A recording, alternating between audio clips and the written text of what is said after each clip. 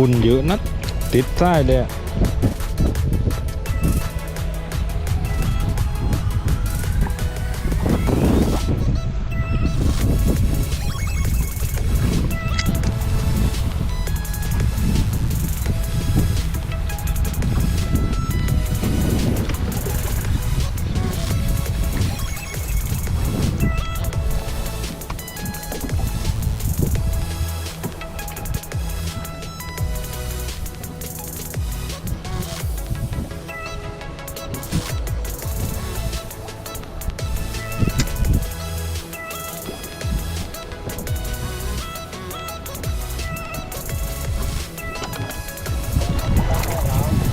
One hour later. เย็นเดี๋ยว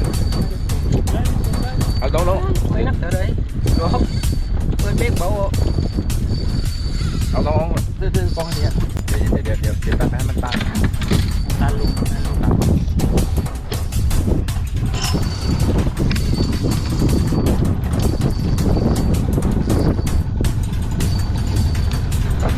ใหญ่ไปยอด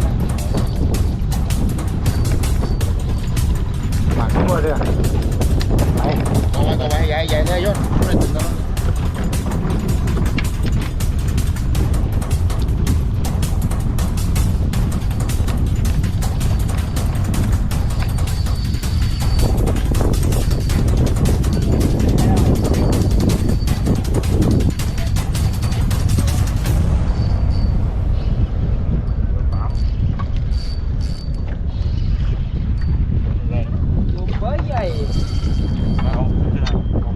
ไม่ต้องตีกันเก็บบ้าง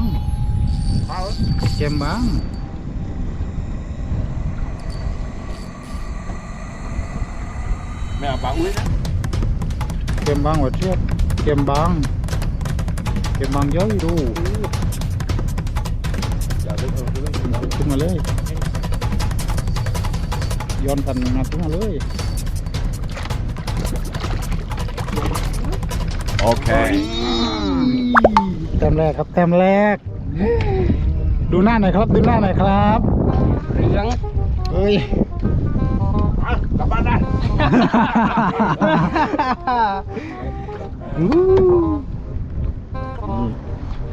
ต้องเปิดโมอิตี้ไม่เห็นหน้าคนตก เปิดด้วยแล้วฮะเอา โอเคลอยก่อนต้องไปดูบอลไหมตัวนี้มาเว้ยเอาเว้ย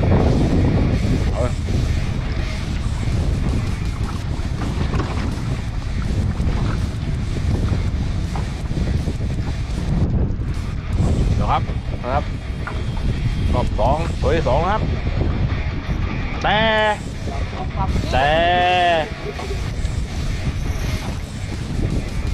เอาดันสองเจ้าเก่านะครับจะรักษาสโลแกนไว้ได้หรือเปล่านะครับ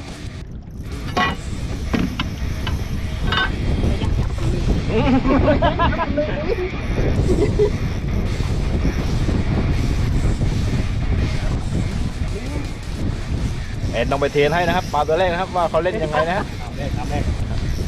แอนต้องไปเทรนให้ละตองนะฮะนี่เห็นสายชกแล้วนะครับ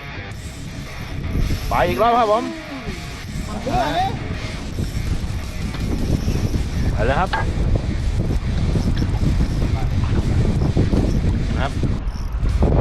ท่านผู้ชมนะครับเดี๋ยวใบครับวิ่งมาให้กำลังใจน้าต๋องนะฮะมาแล้วนะครับผมสร้างความกดดันให้น้าต๋อง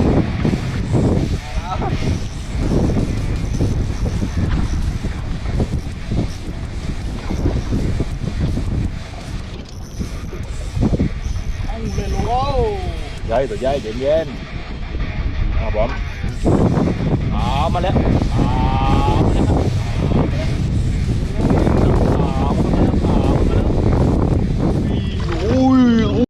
แถวเนี้ยแม่งเถื่อนบอกตรงๆนะถ้าไม่ได้จริงอยู่ไม่ได้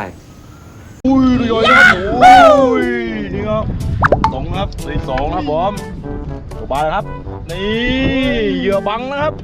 เหยื่อแฮนด์เมดนะครับเด็ดนะครับเหยื่อนี้นะฮะ เรือดอฟนะครับ 2 hours later. จัดตรงนะครับ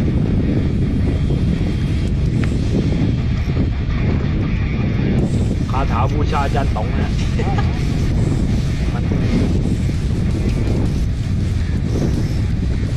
ลูกป้าโธ่เอ้ยลูกเกมบางนะบางเว้ยมัน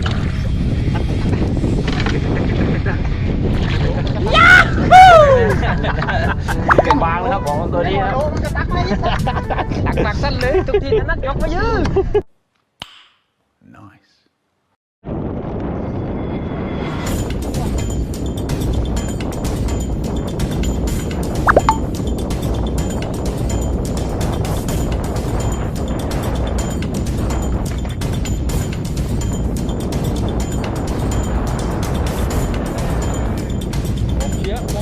กองเชียร์มีหนึ่งกองเชียร์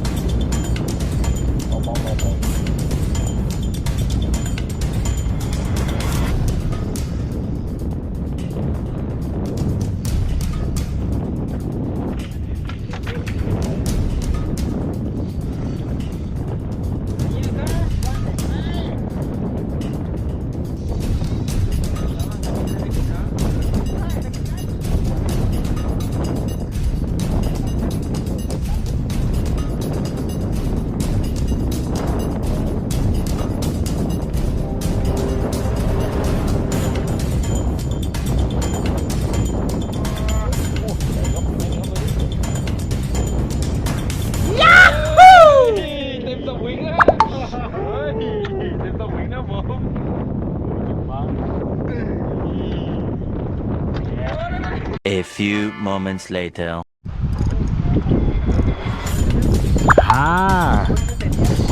ประยัดทุกกระจัก ข้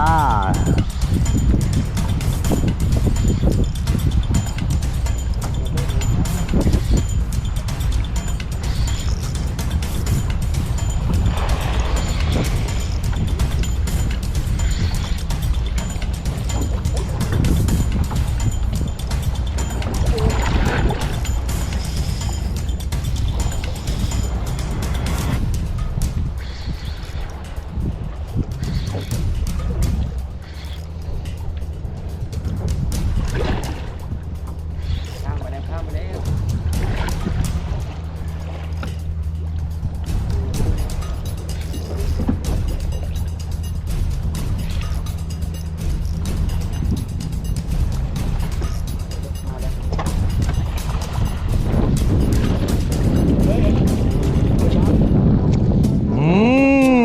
มาแล้วลุ้นตั้งนาน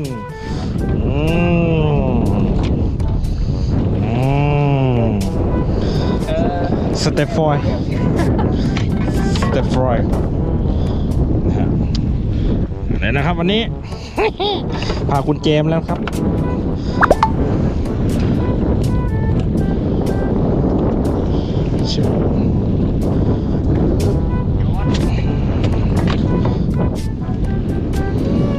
ไม่มีเครื่องอย่านะ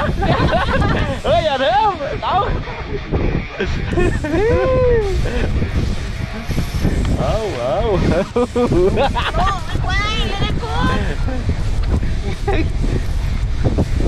ไม่พอเอวดิบ้าได้มาบอกไว้มาแล้ว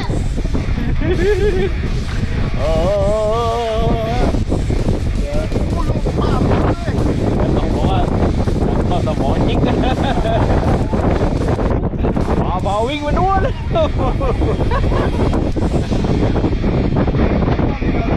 อย่าท้าทายนะอย่าท้าทายไม่ใช่แกบางดิแหละมันไปไกลเขามาแล้วเขาเปลี่ยนมาแล้วเขาเปลี่ยนมาแล้วครับตีโค้งมาแล้วครับตีโค้งมาแล้วครับโค้งมาแล้วครับโอ้โหยังบอลใหญ่นะครับโอ้ย